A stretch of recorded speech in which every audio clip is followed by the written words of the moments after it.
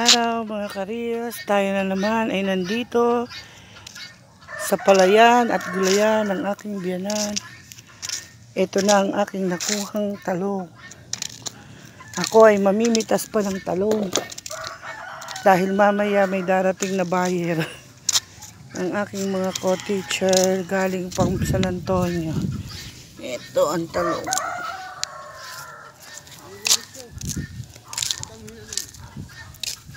Ang ingay ng bengala ng asawa ko.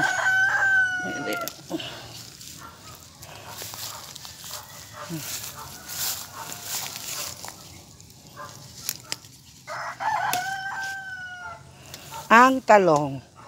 Ayun, ang choco mango. Ala ng bunga. Ayan.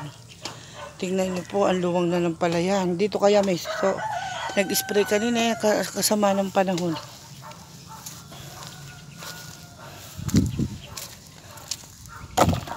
Yan ang aking napitas. Ako ay pinapawisan.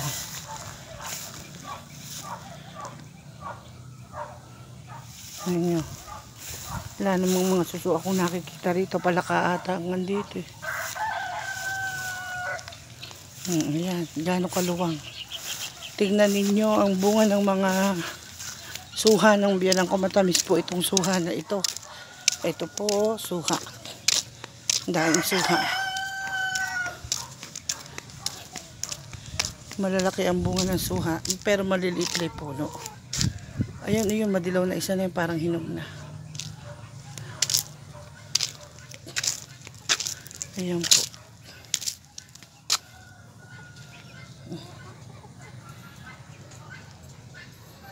Ito mga alaga lang nila na Rhode Island, pinawawala nila. Ito po. Kapag walang pasok, saka lang ako nakakapalibot-libot dito. Dito, presko ang hangin. Pwedeng magpalamig. Ayan, bunga, ano yan? Ano ata ito? Siniguelas. Yan, guebano, saging.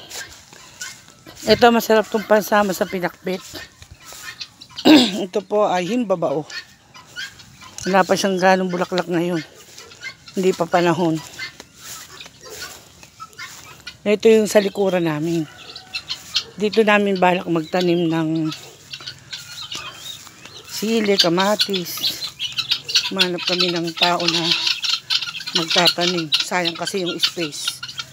Ito ay likuran namin ay sasakyan. Kung inyo pong natatanaw, ito yung aming saging. Natatanaw nyo ba yung malaking puno ng saging na yun? O yun, ayun, yung malaking bunga. Pag nahinog, ipapakita ko sa inyo. Ayan. Tingnan ninyo mga karyos. Ito ang bunga ng saging. Hindi ko alam kung tordan ba yan o ano.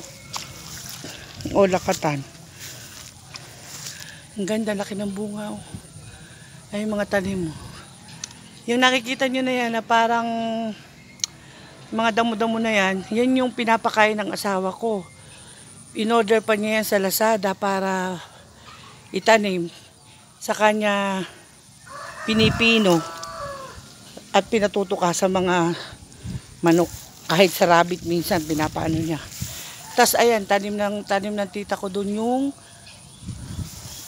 gabi. Para meron kaming panlain.